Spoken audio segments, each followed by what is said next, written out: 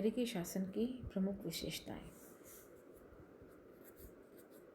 America की शासन व्यवस्था ब्रिटेन की शासन व्यवस्था से काफ़ी भिन्न है।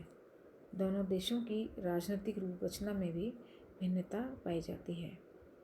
संयुक्त राज्य का संविधान निर्मित, लिखित और कठोर है, जहाँ पर संघात्मक और अध्यक्षात्मक सरकार है।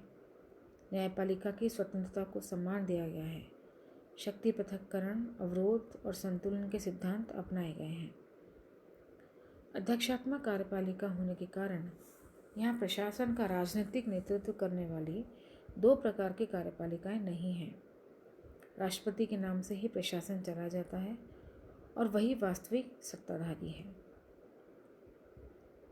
अमेरिकी प्रशासन की प्रमुख विशेषताओं में सबसे पहली विशेषता यह है कि प्रशासन का स्वरूप कांग्रेस के द्वारा पारित कानूनों पर निर्भर है। इसमें प्रशासनिक संगठन के लिए संविधान में कोई विशेष प्रावधान नहीं है।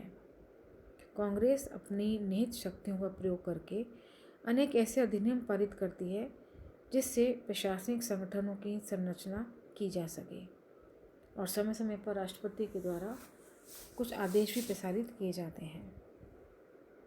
दूसरा, वहाँ के प्रशासन में एकरूपता का अभाव है।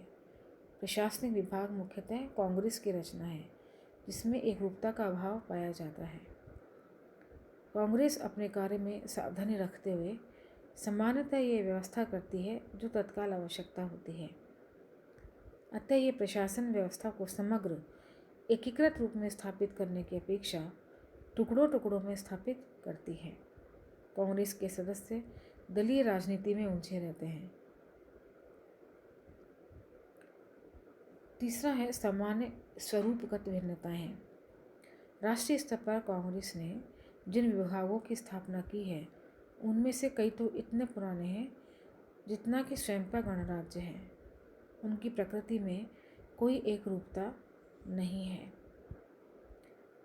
सेवी वर्ग की संख्या, व्यय किया गया धन, दायित्वों के भार की दृष्टि से विभागों में अनेक समानताएं रहती हैं।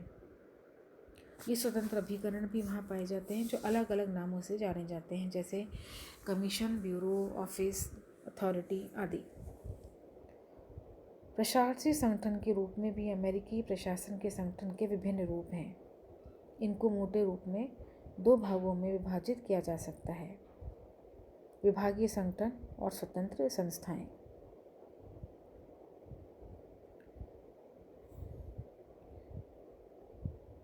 जिनका संगठन इस प्रकार है, जो विभाग, मंडल तथा आयोग, सरकारी निगम और आंतरिक संगठनों में बटे हुए हैं। प्रशासनिक अभिकरणों के कार्यों के संदर्भ में भी कांग्रेस को प्रशासन की व्यापक शक्तियां दी गई हैं, किंतु वह इन शक्तियों का प्रयोग प्रत्यक्ष रूप से नहीं कर सकती है। अपने वास्तविक व्यवहार और नीतियों के निर्धारण का कार्य स्वयं प्रशासनिक अभिकरणों पर छोड़ दिया जाता है। ये अभिकरण अनेक प्रकार के कार्य संपन्न करते हैं। इनमें से प्रमुख है सरकारी कार्य, परामर्शदाता का कार्य, प्रबंधात्मक कार्य और अर्धन्यायिक कार्य। लोक सेवकों में अमेरिकी प्रशासन की एक अन्य विशेषता लूट प्रणाली है, जो कि अमेरिका की राजनीतिक व्यवस्था से संबंधित है। लूट प्रणाली का अर्थ यह है कि चुनाव में जीतने वाला राजनीतिक दल राज्य के सभी प्रशासनिक पदों पर अपने दल के व्यक्तियों को नियुक्त करता है। ये प्रथा इस कहावत पर आधारित है कि लूट का संबंध विजेताओं से ही होता है। अमेरिका में बहुत समय तक अनेक आधारों पर लूट प्रणाली का समर्थन होता रहा है, परंतु अब यह बदल गया है और अब योग्यता पर ही कार्य किया जाता है। उनके अनुसार लूट प्रणाली इस कारण से प्रचलित थी क्योंकि विजेता दल अपने कार्यकर्ताओं और मित्रों को सरकारी पद देकर उनके प्रति आभार प्रदर्शित करना चाहता था।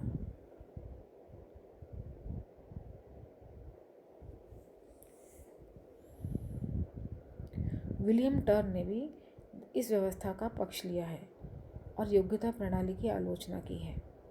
उनके अनुसार दलीय राजनीति से निरपेक्ष कर्मचारी उस घोड़े के समान होते हैं जिनकी दोनों आँखों की ओर आड़ लगाकर पट्टियाँ लगा दी जाती हैं और केवल एक ही दिशा में वो देखते हैं।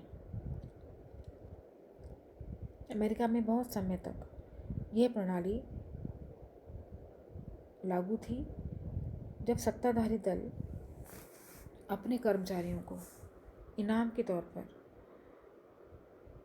सरकार की कार्यप्रणाली में अपने कर्मचारियों को एक हिस्सा बनाते थे।